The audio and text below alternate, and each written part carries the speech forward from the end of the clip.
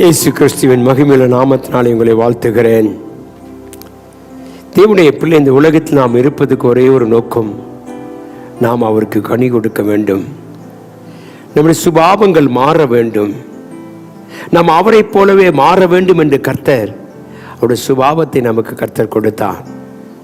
எனக்கு அன்பான தேவப்பிள்ளை, நம்முடைய வாழ்க்கையிலே இன்றைக்கு கனி கொடுக்கிற சுபாவங்கள் இருக்க வேண்டும். நம்முடைய சுபாவத்தை கர்த்தர் கண்டு அவளை ஆசீர்வதிக்கிறேன் என்று சொல்லுகிறார். ஒரு வசனத்தை இந்த காலை வேளையிலே சிந்திப்போம்.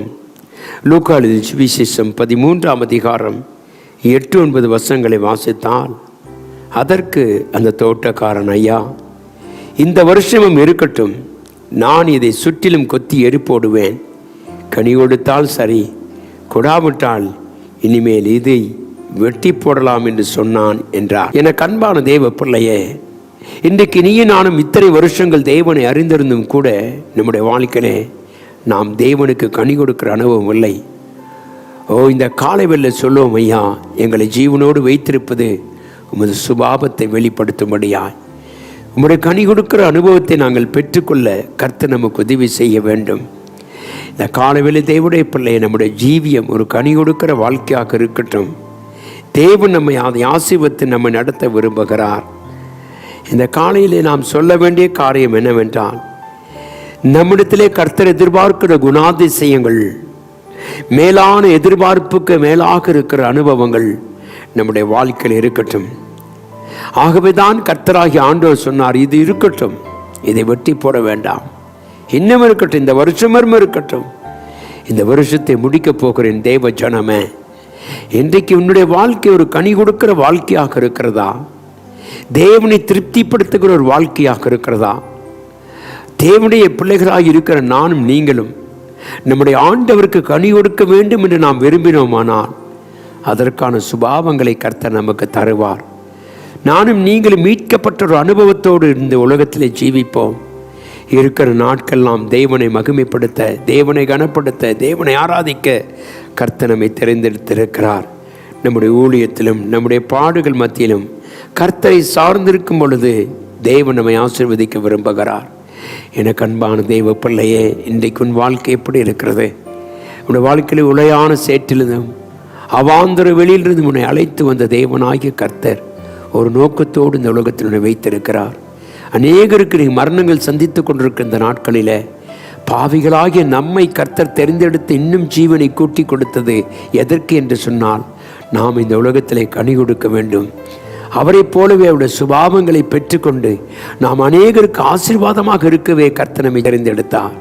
எனக்கு அன்பான தேவ பிள்ளை, ஒருவேளை நீ கனி கொடுக்காவிட்டால் அடுத்த வசனம் சொல்லுகிறது, நான் அதை வெட்டி போடுவேன்.